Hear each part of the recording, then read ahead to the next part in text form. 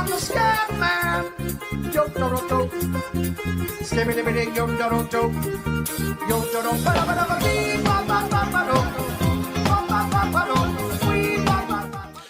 Welcome to the Mitch Marner Show, presented by Bet99. Josh Inglis, Carlo Colaiacovo. What a game last night. Ole. What a hockey game last night. That first period was a lot of fun to watch. It's going to be a war of a series. Yeah, and I think, you listen to Nate McKinnon after the game, as frustrated as he was, to answer the same question.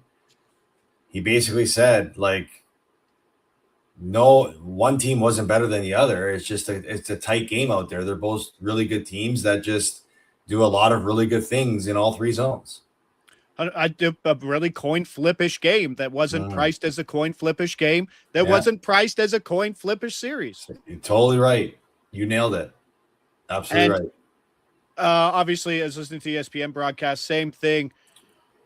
Emily Kaplan, I think, is one of the best reporters not in a booth. She said the same thing. Montreal, Vegas coming out and playing a near perfect road game just changes the entirety of the series. Well, that does, but also Kill Makar not being available does too. Leaning on Sam Malinsky and Josh Manson didn't work out well. And Colorado was only running 5 defensemen in that game.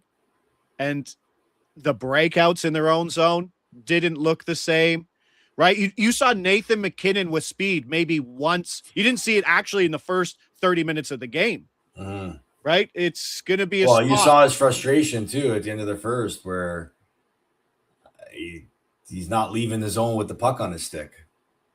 No. So going to see a lot of Jack Eichel in this series. I don't know if that's a good thing. It's going to free up Marner, obviously, though. We saw that line look good. That fourth line in Colorado, the Parker Kelly line, best line for Colorado, got the most chances. Who's the right-handed shot on that Logan line? O'Connor. Logan O'Connor. He had some good chances too. All of them worked well, and they were getting offensive zone faceoffs. That's how they were a line that really took over that Minnesota series. Right, for Colorado. Insight in the chat saying Malinsky looks injured. Yes, so he was coming back. I don't know how healthy Manson is, but it's gonna be a hell of a series. Priced as a coin flip now with Vegas out to the lead. We see Mitch Marner plus 700. Conn Smythe, Dregs, who you called Dregs today. Does he? Yeah, does he saying everybody's saying the same thing, right?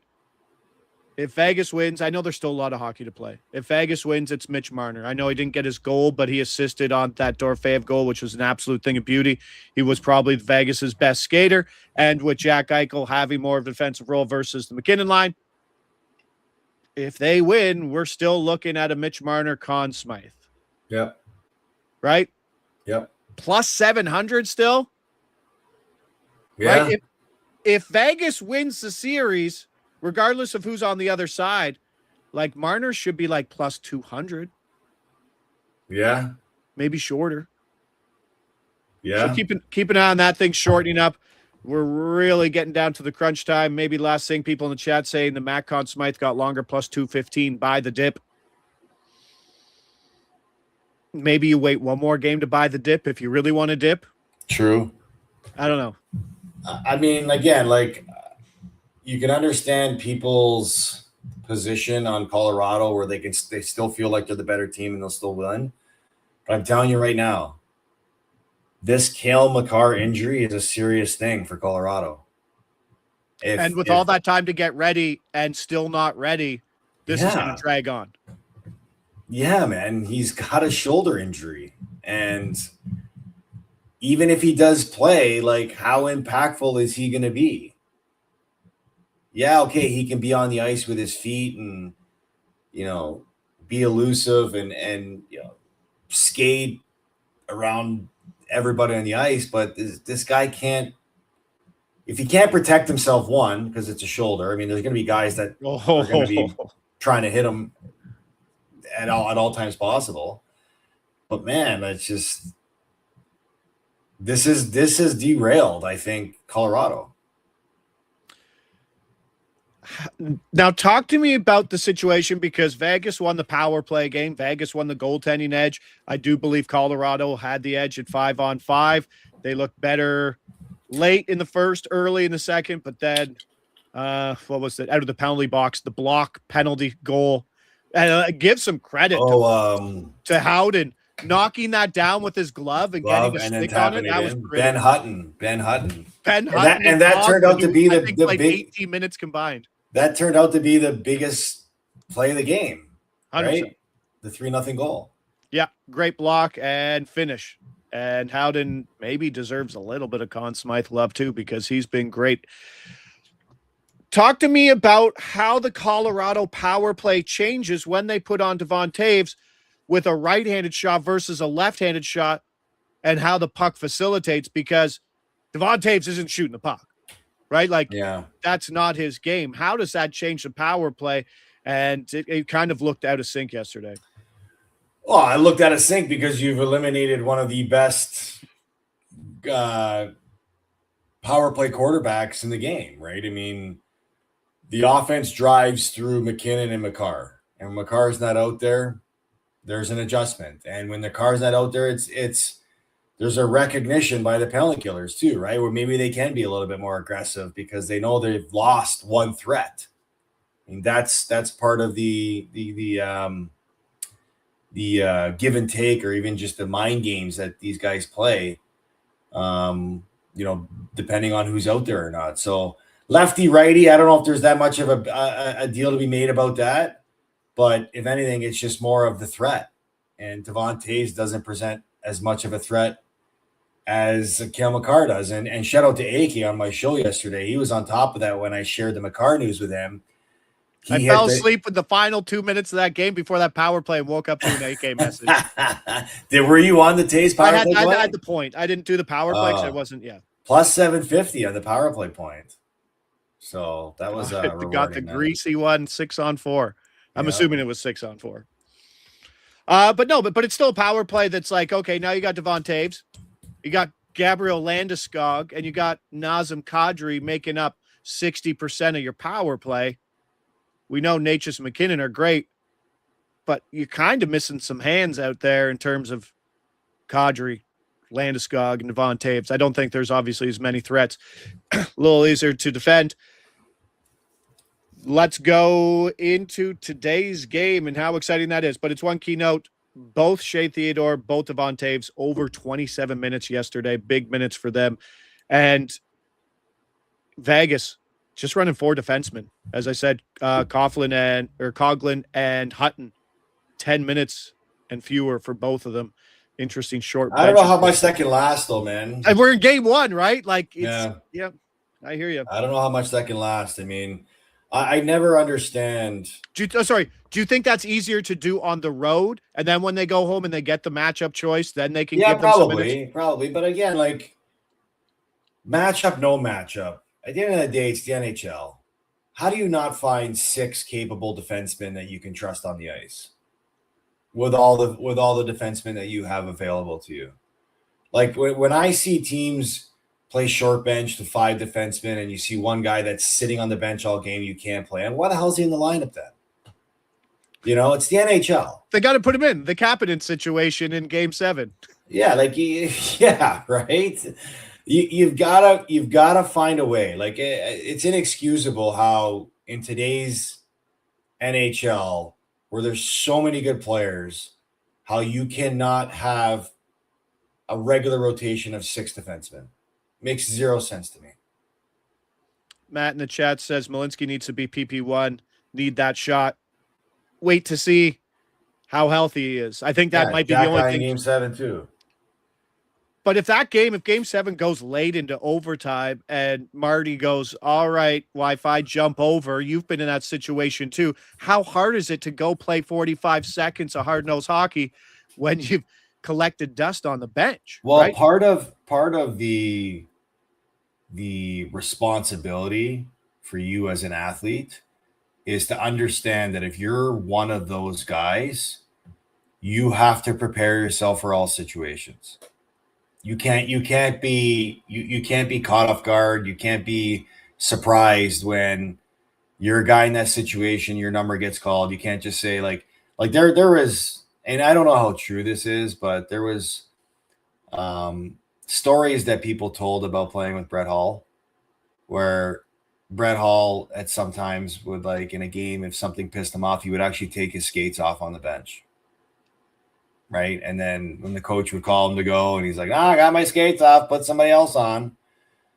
I don't know how much truth there's to that. I've never really had any confirmation, but there's people that joke about that. Like, crazy. In this situation here, if you're one of these guys, you're not having your skates off. At the end of the day, you're watching the game. Yeah, you're probably not in the game because your body's been sitting, but you probably it's probably on the coach going into overtime, where if this guy hasn't played much, he's got to pull him inside and say, hey, I know you haven't played much, but get yourself ready because you might be going on the ice. Right? That's the coach's responsibility to communicate. No excuses. I mean, it's your responsibility, man. At the end of the day, there's no perfect scenario. You've got to prepare, and that's what defines guys, right? Like, I remember when I played too, and especially in my Buffalo year and in my Philly year late in my career, where there were stretches where I didn't play games for like weeks, okay? But I knew that I couldn't relax. I had to keep pushing and I had to keep myself ready, because in one game when I was in Philly, it was like I hadn't played in like 2 months. And I knew that when I signed there. That I was going there to be an extra guy. And at the time when they signed me, it was just to fill the void of 2 major injuries. But then once everybody got healthy, I didn't play. And it was a 2-month stretch where I didn't play. And I was literally bag skating every day. And I'm like, why am I doing this? Like, there's no chance I'm getting in. Well, in one game, 2 defensemen got hurt. And I had to play the next game. And so psychologically, you got to get yourself ready for anything. If you're a guy that's going to be in that role, playing that position, you have to be prepared for anything. Love to hear it. Short benches in game 1 is an interesting choice. Mm-hmm. When do you think we see Cale Makar? Well, I was told that when I was informed that he wasn't going to play game 1, I was shocked. And my next question is, wow, is it long term? And the response was no. But if they lose game 1, he'll probably push to play game 2. So here we are. Okay, if we don't see him in game 2, we might not see him for the series. There's a good chance you might not. I mean, he's dealing with a severe shoulder injury. I don't know. He was skating. Did you see the clips of him skating yesterday? Yeah. Again, I don't know the severity of the injury. I don't know the proper diagnosis. I just know that it's a shoulder injury. Looks like it's a right shoulder for a right-handed shot, correct? Right. It's his bottom hand. Which is way more difficult than your top hand. Way more difficult. Because if he's right hand dominant, that's his steer hand. That's his battle hand. That's his shot hand. Right? When your hand's on your stick the whole time, you're not using it as much. Let's get to Montreal. Let's do it, because I am super pumped about tonight. No weird. Tell me about this. Tell me about that. What about this second line matchup versus this? Like, what are you expecting today? Well, as someone who has seen Montreal maybe more than anybody in the space. Yeah. I think the extra day between game 7 and the start of game 1 could actually help Montreal in this case. Agreed. Because coming off of the last series and moving into Buffalo, they only had 1 day between series. Game 7, and then they had the day off, and the next day they had to start in Buffalo. And you saw how slow they started because they just weren't able to come off of that high still. I think in this series they can, and they have, and they probably will come off of that high and just reset into a new series. What Nate McKinnon said yesterday after his post game when he acted out of frustration when he was asked the question, he's like, I said execution 5 times. Colorado had 9 days off. And he said execution was a big factor in Colorado's sloppiness. Well, Carolina is coming off of 12 days off.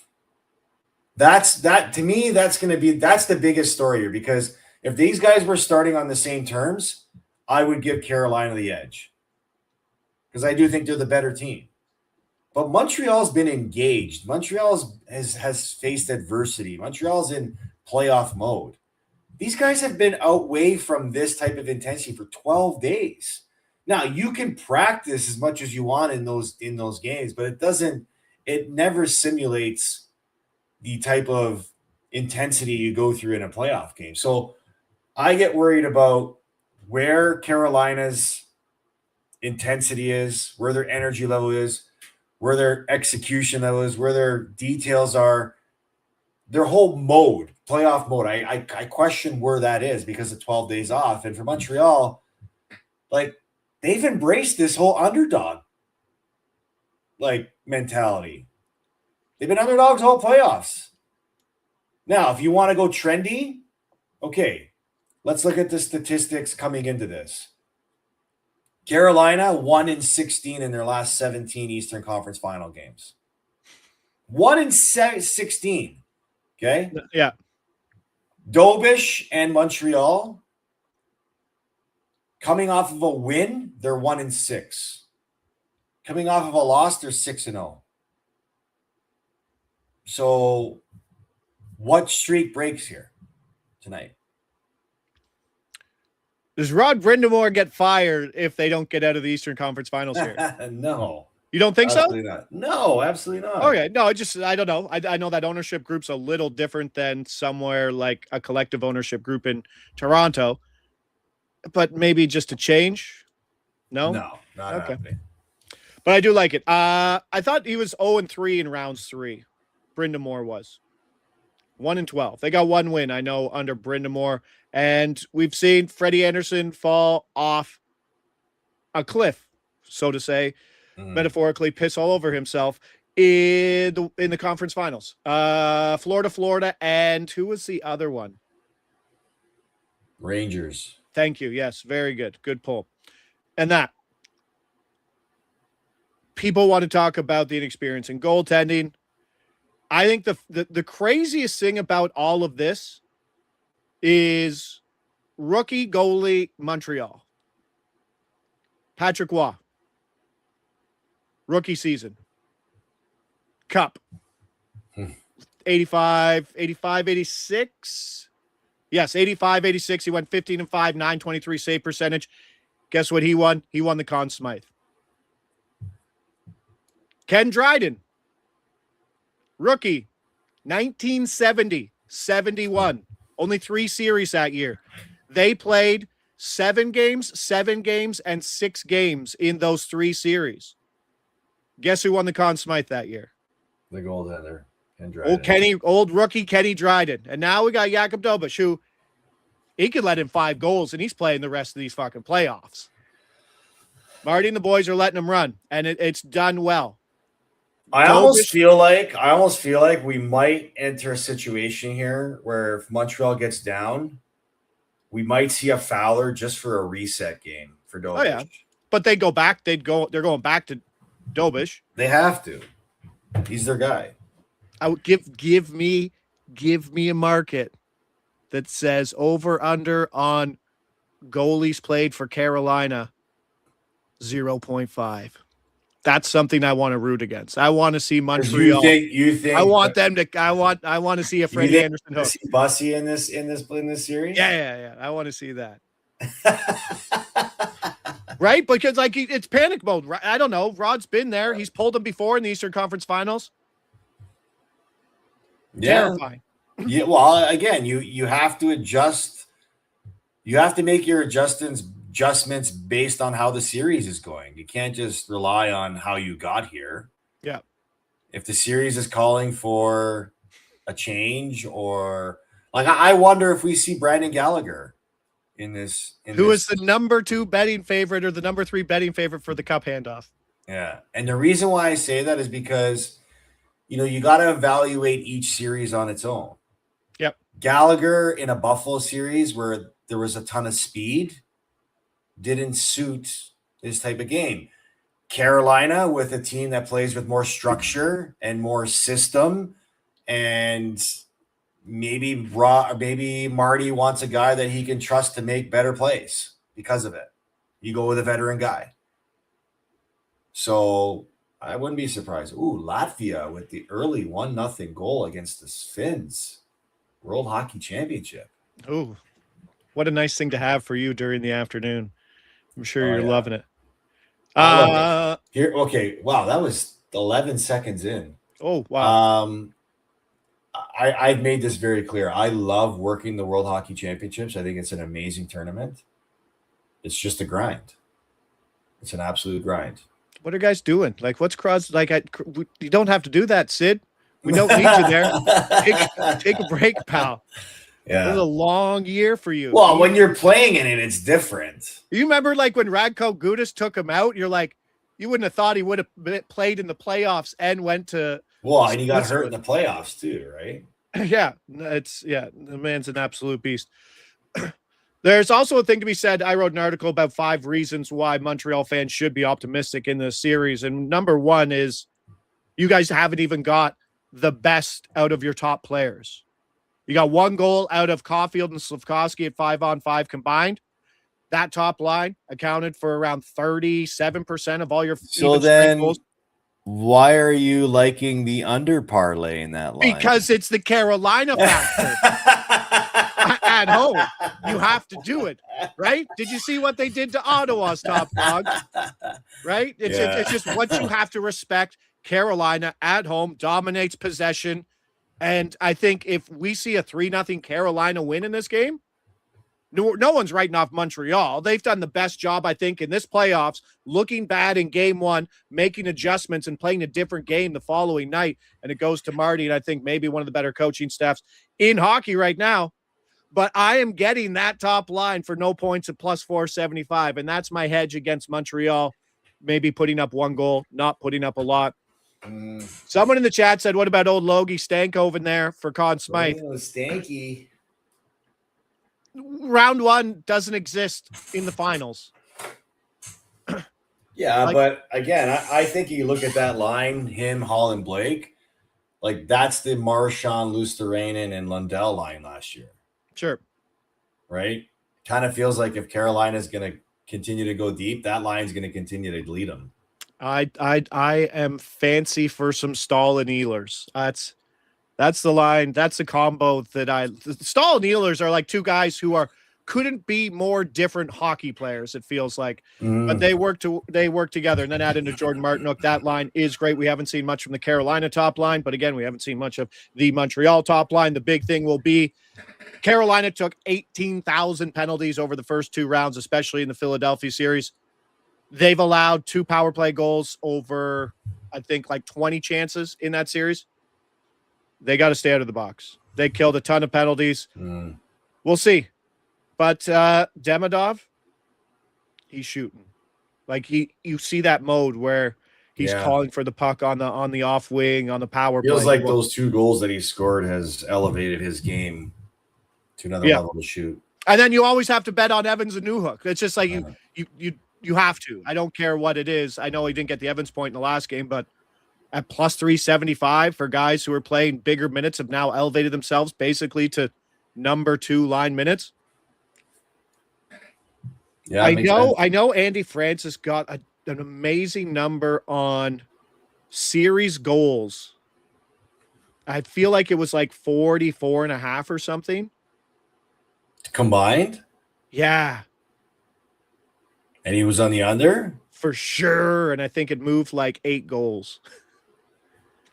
Are we going to see a 3-1, 3-0 game in this series? I mean, if you go back to the Tampa series, it was all 3-2 games, right? Do you think so? All right, good point. Do you think that series is the best comparable out of all 4 series that both these teams have played? Yeah, I think so. All 1-goal games. Yeah. Montreal was leading. Montreal wasn't trailing in that series for like 80% of the time. Yeah, I think so. Vegas, Montreal. Some smart genius said Vegas, Montreal finals a little while ago. Did you jump on the train when I said it? No, but I'm covered everywhere else. Okay. Like I got Lane Hudson. I got Jakob Dobish. Yeah. What else do I have? I'm worried on the Montreal. Oh, I got Montreal outright 15-1 for a good one. Okay. Marner, Conn Smythe for a good one. Okay, you're setting yourself up for some Jack nice Eichel paydays. first handoff for a good one. Jack Eichel first handoff. The guy's won a cup already. But it was back to yesterday's thing where if Mark Stone's not there, Jack Eichel gets the Gary Bettman treatment, and he's the first one to get it.